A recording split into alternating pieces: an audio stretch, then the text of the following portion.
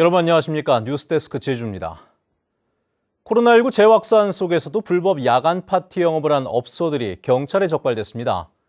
이들은 일반 음식점으로 신고를 하고 정부의 고위험 시설에 대한 방역 수칙도 지키지 않았습니다. 박성동 기자의 보도입니다. 시끄러운 음악 소리와 화려한 조명 속에 50여 명이 모여 정신없이 춤을 춥니다. 마스크를 착용한 손님은 거의 찾아볼 수 없고 몇몇 마스크를 쓴 사람도 코와 입이 드러나는 일명 턱스크 상태입니다. 언뜻 보면 클럽처럼 보이지만 일반 음식점으로 신고된 곳입니다. 이 때문에 손님들은 QR코드 확인 없이 입장했고 업체는 방역 수칙을 준수했다고 항변합니다. 행여나 마스크를 못 챙겨 오셨더라도 저희는 입구에서 다 마스크를 무료로 무상으로 지급을 해드렸었고요. 원래는 매장 안에 100명 이상의 사람들이 오고 가는 곳이었는데 2단계 격상하고 나서는 그 절반도 안 되는 50명 내외로. 제주 시내 또 다른 업소, DJ 부스가 차려져 있고 손님들은 무아지경 춤을 춥니다. 경찰이 내부를 확인하려 하자 직원들이 막아섭니다. 사장 우선 여기 시청 신분증 좀 한번 이거 확인 좀 하세요. 이곳 역시 일반 음식점인데도 유흥주점처럼 운영하면서 방역수칙 제재를 피해갔습니다. 제주자치경찰단은 업주를 식품위생법 위반 혐의로 입건하고 불법 행태가 경미한 5곳은 시정명령을 내렸습니다. 코로나 확산자에 대한 그 역학조사가 정확하게 이루어질 수가 없습니다. 그러면 그 사람의 동선이라든지 아니면 그 방문했던 장소 이런 거에 대해서는 우선 제일 그게 문제인 것 같습니다. 경찰은 코로나19 확산에도 별다른 조치를 받지 않으면서 불법 야간 파티를 여는 고위험 시설에 대한 단속을 계속하겠다고 밝혔습니다. MBC 뉴스 박성동입니다. 34번째 확진자와 접촉한 뒤 양성 판정을 받은 35번째 확진자의 동선이 공개됐습니다.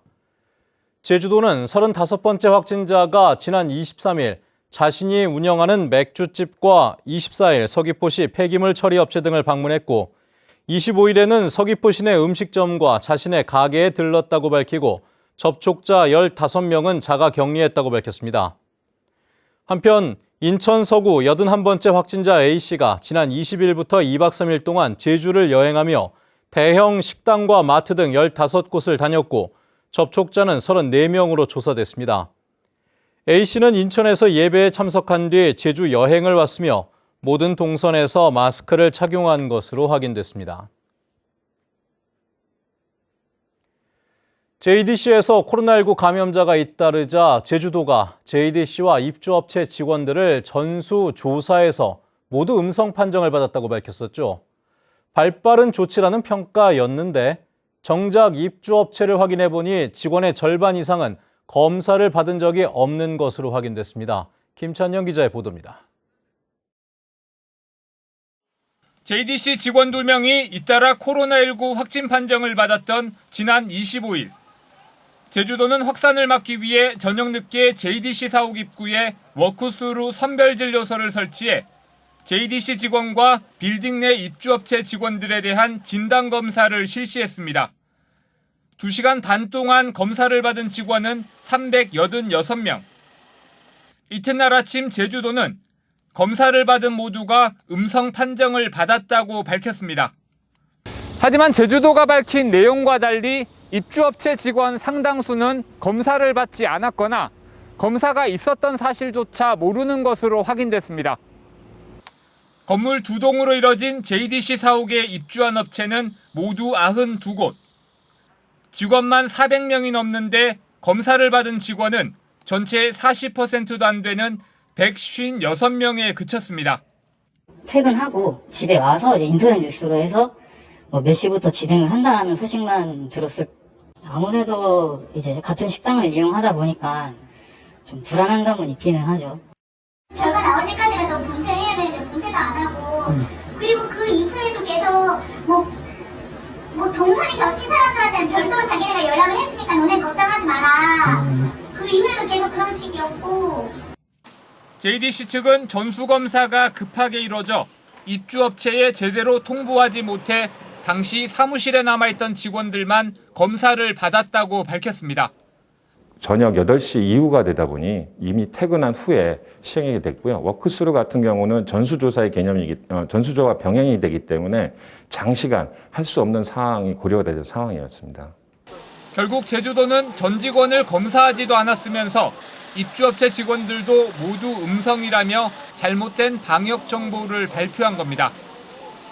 이에 대해 제주도는 JDC의 입주업체 전체 명단을 요청했는데 JDC가 누락된 명단을 보내온 것이라며 책임을 밀었고 증상이 있는 입주업체 직원에게는 검사를 지원하겠다고 밝혔습니다.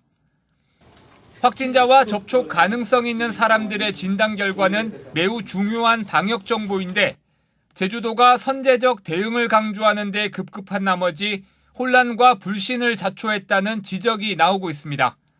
MBC 뉴스 김찬년입니다. 교직원인 코로나19 31번째 확진자가 타 지역 방문에 앞서 학교 기관장에게 통보를 해야 하는 지침을 위반한 것과 관련해 제주도 교육청이 교직원 복무관리 지침을 강화하기로 했습니다.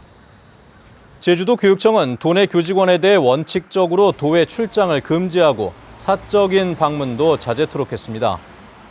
또 도외를 방문해야 할 경우에는 반드시 학교 기관장에게 보고해야 하며 종교 행사와 수련회, 각종 모임 참여를 자제할 것을 당부했습니다. 코로나19 확산 우려가 커지면서 도내 4개 대학이 2학기 학사 운영을 비대면 수업으로 진행합니다. 제주대는 코로나19 확산을 막기 위해 2학기가 시작되는 다음 달 1일부터 19일까지 3주 동안 모든 수업을 실시간 온라인 강의와 동영상 강의를 활용한 비대면 수업으로 진행한다고 밝혔습니다. 제주 한라대도 2학기 개강 이후 2주 동안 온라인 수업을 진행하고 국제대와 관광대도 실험과 실습 수업을 제외한 나머지 과목 강의를 비대면으로 진행할 예정입니다. 제주를 휩쓸고 간 태풍 바비로 접수된 피해가 200건이 넘었습니다. 시설물 복구 작업이 시작됐지만 농작물 피해는 아직 파악도 안 돼 피해 규모가 더 커질 것으로 보입니다. 이소형 기자입니다.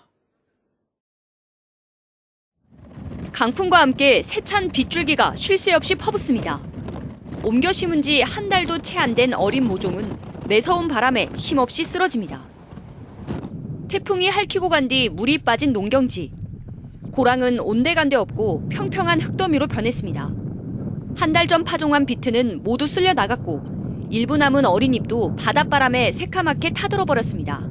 비트하고 콜라비는 농작물 보험도 안 되고 하다 보니까 농민들은 이렇게 심어놓고도 수확을 할 수가 없습니다. 농민들은 뭐 대체 작물로 다른 걸 해야 되고 또 비트를 한다 그래도 묘종 키우는 기간이 한 달 이상을 걸리니까.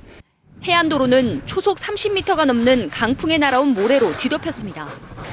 강풍으로 모래가 날려 100m 떨어진 도로와 인가를 덮으면서 한때 주민과 운전자들이 불편을 겪기도 했습니다. 대민 지원에 나선 군인 20여 명이 삽으로 퍼담아 치운 모래만 3톤이 넘습니다. 사납던 물결이 잦아든 항포구에서는 바닷물에 잠겼던 레저보트가 크레인 밧줄에 묶여 끌어올려지고 도심 도로에서는 강풍에 맥없이 부러진 교통신호기를 치우고 수리하는 작업이 종일 이어졌습니다. 동부, 서부, 서귀포 세 지역을 4개 조로 운영하여 응급조치를 하고 있습니다. 이 미조치된 경우에는 이번 주 안에 모두 완벽하게 복구할 예정입니다. 아파트 외벽이 떨어져 날아가고 비닐하우스가 찢기는 등 제주도가 집계한 시설물 피해만 228건. 농작물 침수 피해까지 집계될 경우 피해 규모는 눈덩이처럼 불어날 것으로 보입니다. MBC 뉴스 이소연입니다. 제8호 태풍 바비가 지나간 뒤 우도 해안에 감태가 떠밀려 오면서 주민들이 채취 작업에 나섰습니다. 수심 10m가 넘는 깊은 바다에 서식하는 감태는 전복의 주 먹이로 이번 태풍에 해안으로 밀려든 것으로 추정되고 있습니다.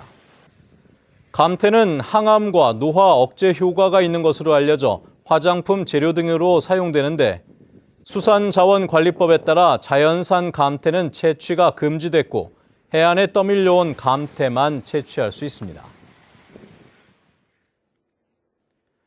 제8호 태풍 바비가 고수온 저염분소 소멸에 한 몫을 한 것으로 나타났습니다.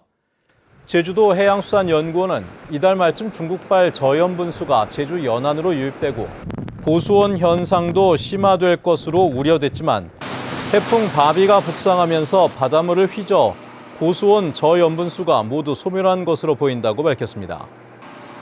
제주에서는 1996년 대정과 한경마을 어장에 고수온 저염분수가 유입돼 60억 원의 피해가 발생한 바 있습니다.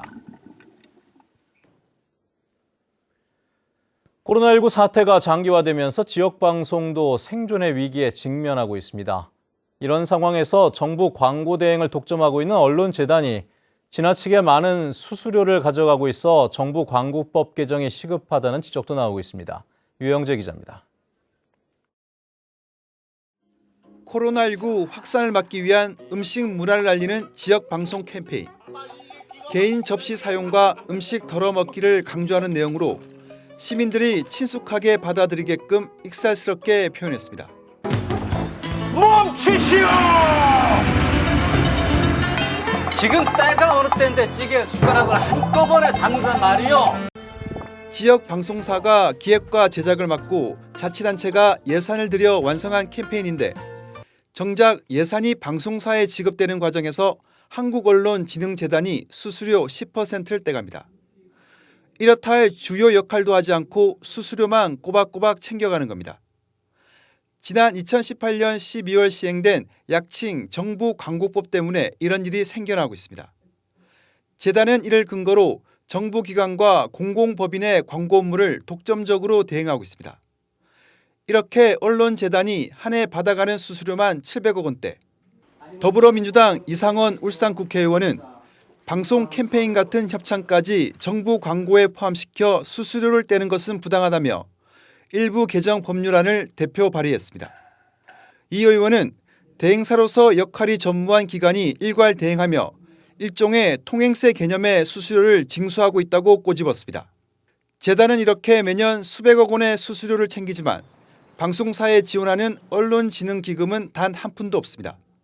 지역방송에게 정부 및 공공기관의 협찬은 지역 특색을 담은 다양한 프로그램을 만드는데 아주 중요한 제작 재원인데요. 아무 역할이 없는 언론진흥재단이 10% 수수료를 받는 것은 바람직하지 않은 일입니다. 지역 언론사들 역시 코로나19로 경영에 많은 어려움을 겪고 있는 만큼 수수료 폐지 또는 과감한 인하가 필요하다는 주장이 설득력을 얻고 있습니다.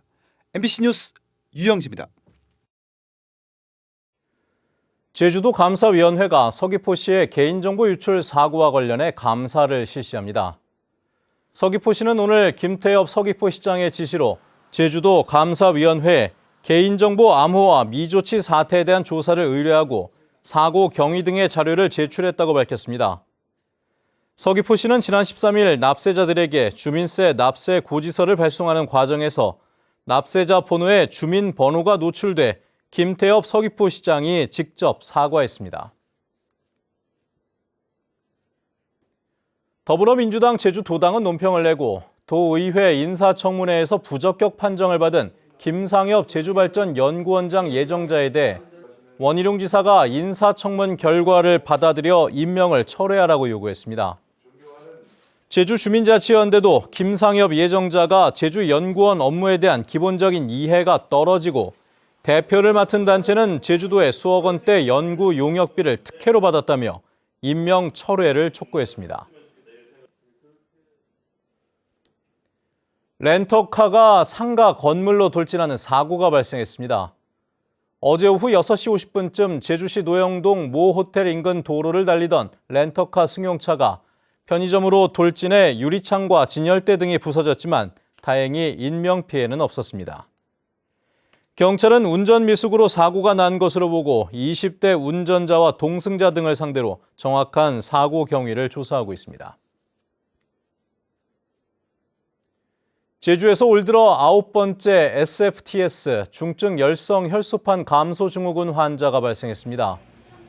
서귀포시 보건소는 46살 남성 A씨가 일주일 전 집 앞마당에 잔디를 깎은 뒤 지난 22일부터 발열과 두통으로 병원 진단을 받은 결과 SFTS 양성 판정을 받았다고 밝혔습니다. 올 들어 도내에서 발생한 SFTS 환자는 9명으로 제주도는 야외 활동 때 피부 노출을 줄이고 외출 뒤에는 곧바로 몸을 씻는 등 예방 수칙을 지켜줄 것을 당부했습니다. 한 주택가에서 고양이 사체가 무더기로 발견돼 경찰이 수사에 나섰습니다. 제주 동부경찰서는 지난 11일 제주시 삼도 이동의 한 도로에서 길고양이 6마리가 죽어있다는 동물단체 신고가 접수돼 주변 탐문 수사를 벌이고 있습니다. 경찰은 사체 주변에 먹이가 든 봉지가 놓여 있고 먹이에 의문의 물질이 뿌려져 있었다는 제보자의 말에 따라 정확한 경위를 조사하고 있습니다.